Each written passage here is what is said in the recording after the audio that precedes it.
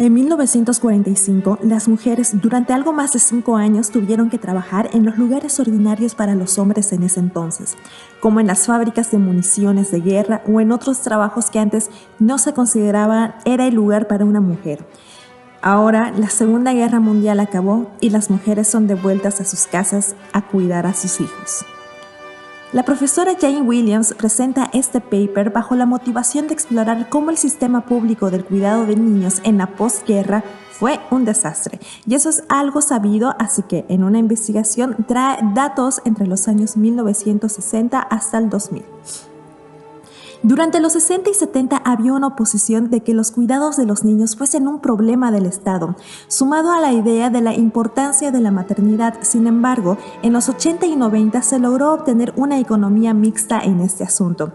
Fue el deseo del Partido Laboral el querer gastar más dinero público y probablemente este sea el mayor cambio de los 90 en Inglaterra. Ellos llegaron al poder en 1997 y en 1998 publicaron su estrategia. Fue la primera vez que un gobierno británico aceptó su responsabilidad en el cuidado de niños desde la Segunda Guerra Mundial. Mientras que en el resto de Europa las medidas estatales con el cuidado de los niños se habían desarrollado en los 70s, en Inglaterra, ni bien acabó la guerra, quisieron deshacerse de esa responsabilidad. Los padres debían pagar a instituciones privadas para que sus niños menores a 4 años asistan a un jardín. Durante los 80, Margaret Thatcher fue una de las principales en rechazar que el Estado tome cartas sobre el asunto. En Europa existían 2 líneas, la danesa, que estaba centrada en el niño per se, y la sueca, que se enfocaba más en las madres, para que éstas puedan entrar más rápido al mercado laboral. Este último fue el que más fue implementado, visto como una inversión social en Inglaterra.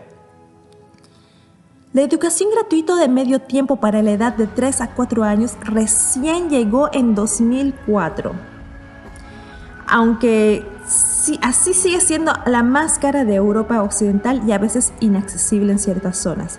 De hecho, este sector se encuentra más en el área de la economía mixta, depende mucho del sector privado y del voluntariado.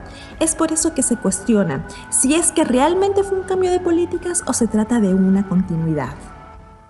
Para que quede claro, fue cuando esta canción estaba de moda, cuando recién se introdujo en el Reino Unido las políticas del cuidado de niños, aunque estas sean cuestionadas por sus aparentes reducciones y oportunidad para nuevas políticas para los sectores privados en vez que los públicos.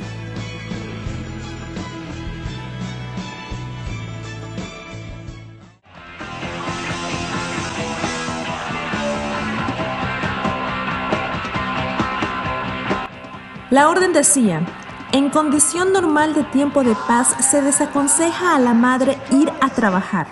Obvio, porque su labor fundamental es criar a los hijos. Este consejo se quedó establecido hasta finales de los años 90. Es más, en años de la posguerra fue muy riguroso no aceptar niños hijos de madres trabajadoras porque era mejor que los niños no tengan pan para comer que estar enfrente de un televisor. Las guarderías que estaban bajo el ojo del Ministerio de Salud ampliaron un poco su guía para facilitar a las mujeres casadas que sean maestras a que dejen a sus hijos en la guardería porque necesitaban maestras en las escuelas. La idea de que sea medio tiempo también era para asegurarse que las madres no trabajen tiempo completo. El censo de 1961 mostró que solo el 12% de mujeres con niños en preescolar estaban trabajando y el 6% lo hacían en tiempo completo. Fue en 1977 que hubo un estudio riguroso que mostraba que el número de madres que querían las guarderías era el doble. A pesar de eso, el Departamento de Salud siempre negó que hayan presiones para esto.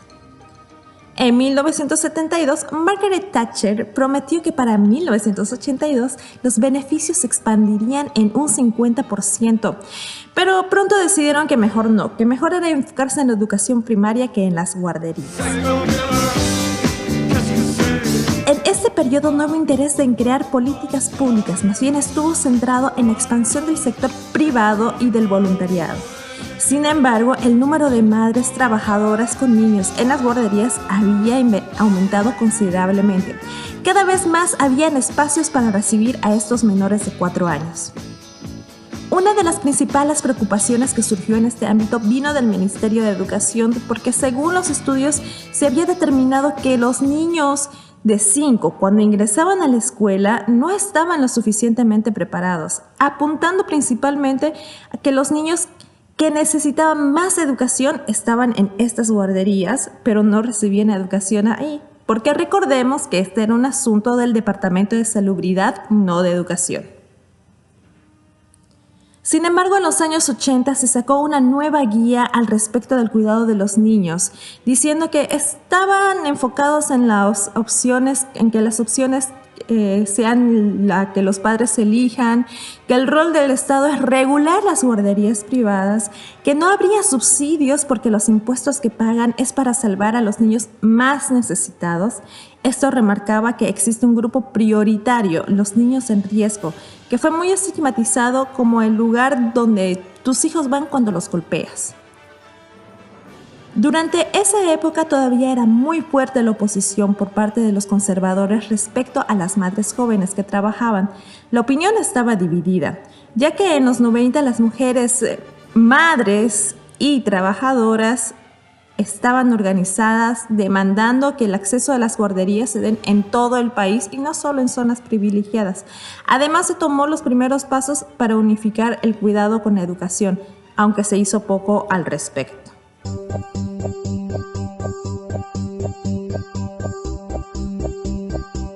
Aparentemente, el único gran cambio que los gobiernos hicieron en estas décadas fue insertar la educación en los menores de 4 años. Hasta los finales de los 90, las guarderías eran un asunto privado que las familias, principalmente las madres, debían resolver. Al privatizar las decisiones, el gobierno tuvo la oportunidad de decir que las madres, las casadas obviamente, tenían la libertad de ir a trabajar o de quedarse en casa. Eso era decisión de ellas. La perpetuación de una economía mixta hacía que las cosas sean más fáciles para un lado, pero no tanto para el otro. Sin embargo, se dio un cambio, ya que esta vez el dinero que venía de los impuestos ya no eran asignados a los padres, sino que directamente a las guarderías. Los padres que trabajaban igual o más a 16 horas podían pedir créditos de estos impuestos. El saber que las políticas del cuidado de los niños insertados por el Partido Laboral se reconocen como un cambio más que una continuidad solo puede ser entendido si es que se conoce la historia de esta política pública. Debajo de la aparente estabilidad que tuvo esta política desde 1945 hasta 1998 existen muchos aspectos renovados y arraigados, y la propuesta del Partido Laboral y por una educación preescolar fue presentada inicialmente a finales de los 60 y del Partido Conservador a principios de los 70, pero ambos fracasaron porque el compromiso político era débil. En los 80 hubo un breve avance, pero solo para quienes eran considerados niños con desventajas y no así para los niños en general. En los años 60 y 70, la oposición a las madres con niños pequeños y el trabajo remunerado, junto con el apoyo al modelo de familia que de sostén masculino, continuó respaldando tanto a la oposición a la guardería como el apoyo, en principio, solo para la educación a tiempo parcial de los primeros años.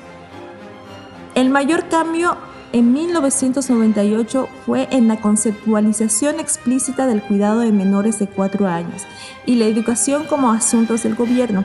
Por lo tanto, fue un cambio en la idea del papel del Estado, que fue a su vez sustentado por un cambio en las ideas sobre la convivencia del empleo de las madres, impulsado por la preocupación de la pobreza infantil, en particular pero no exclusivamente en familias de madres solteras, y por la búsqueda de su expansión.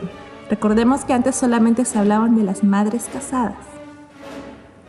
El mensaje es que el gobierno central no está tratando de volver a los días de mínima intervención estatal, pero ese compromiso con el cuidado de los niños es hasta ahora frágil.